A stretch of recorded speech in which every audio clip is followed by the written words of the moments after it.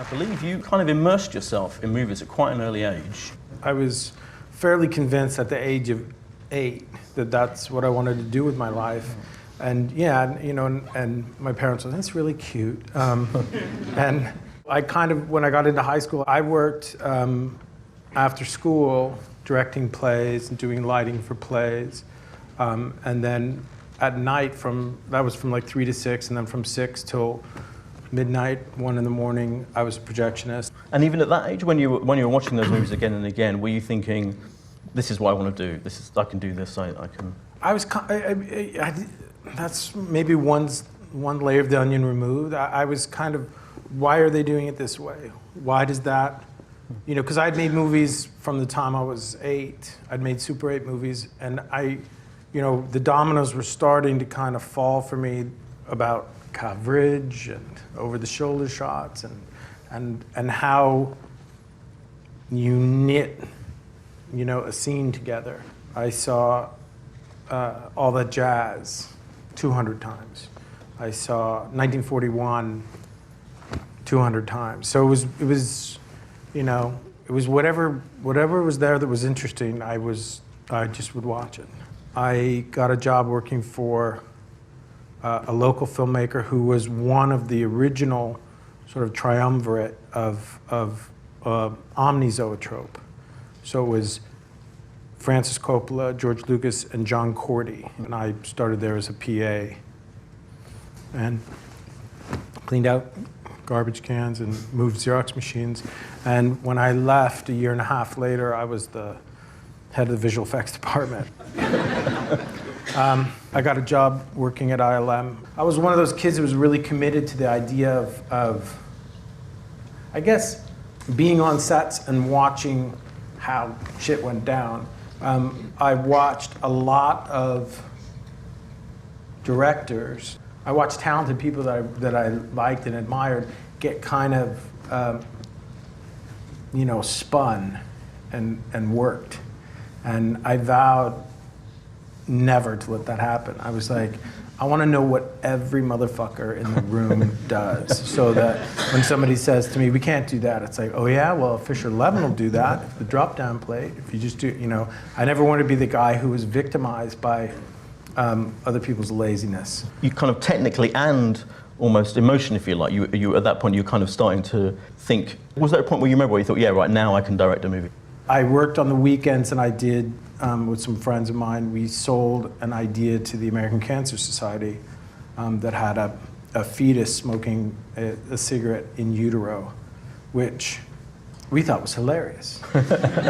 It is kind of shocking to see that image. The whole thing is kind of, it's very you. We thought it was funny. Yeah. So we gave it to them, they were offended. It was not played on 2 networks, and it caused this whole thing, and then all the networks had to take it.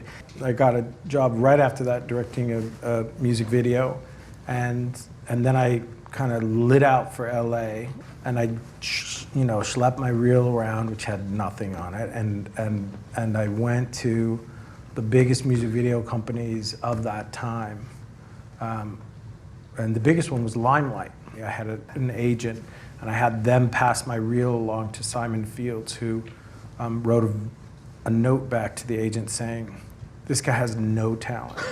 We have no interest. And I vowed at that moment to dance in the ruins of Limelight.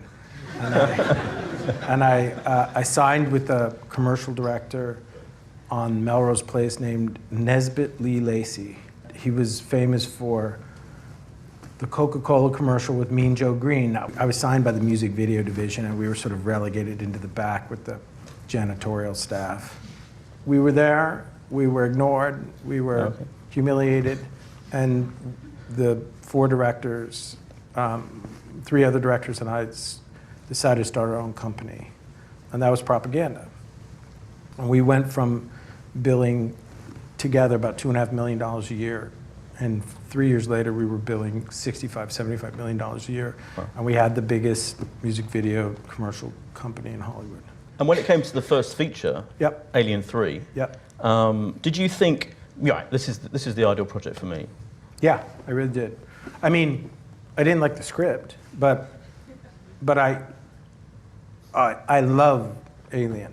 So yeah, I signed up naive and went off to Pinewood to be sodomized ritualistically for 2 years. I remember going to see it and thinking, rather enjoying it, but equally... Whatever. No, no.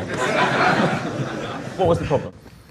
There's no one problem with a $65 million fucked up first time filmmaker. Look, I made a crucial error. I listened to the people who were paying for the movie, and they said the way to go about this is not to work with your friends. The way to go about this is to work with people who've done this time and time and time again. And basically that translates into meet a lot of people who are going to resent you and your age and are not going to want to take instruction from you, and allow them to tell you what you can't do. A lot of people who are just like, what the fuck? Who is this twerp? So I kind of retreated back to doing television commercials and had no expectation that I would ever be employable again. And I got sent a script, and it was 7. And I got to John Doe walks into the police station and gives himself up. And I was holding the script, like I knew how many pages were left, and I was going, you can't do this. This is against the rules. So I read to the end and I thought, this is insane. So I called my agent and I said, this head in the box ending it's unbelievable. How do I? He said, oh my God, I sent you the wrong draft. No. That's the first draft.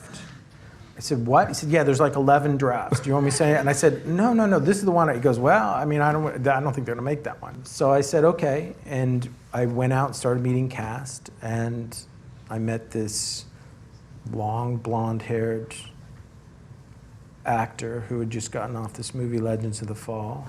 And I told him I wanted to make The French Connection. And we hit it off, and I was driving in my car back to the office, and I got a call saying, Brad wants to do it. Oh. And I called Arnold Kopelson, and Arnold Kopelson said, would you like to talk to Morgan Freeman? I said, we can't send the script to Morgan. Morgan Freeman's a genius. If we send him the script, he'll never speak to me. He said, no. I sent it to him. He likes it. He wants to talk to you. So I called Morgan Freeman, and he said, I'd love to do this. And we did it. Kevin Spacey's perfect in that, but he's good. He's good. He's good. But you nearly couldn't afford him, is that right? He was kind of an expensive... So Spacey came in and read and killed it, and we were like, Spacey's the guy we should get, and New Line said his quotes are too high. And so we continued to read people, and finally, I think we were shooting, and Brad said, what's going on with Spacey? We're going to get Spacey. And I said, they're running me around the block on his quote. And he said, fuck that. And he got on the phone and he was like, you got to get Kevin Spacey. And they all said, oh, of course, that's a great idea. Brad Pitt, you've ended up working with repeatedly. He's good. He's good. When you're doing a film like Fight Club, for example, that strikes me as being one of the most kind of subversive, in a way, kind of studio pictures. Having read the novel, it's basically a kind of an attack on capitalism and marketing and advertising, all of that stuff. News Corp. Yeah, News Corp, exactly.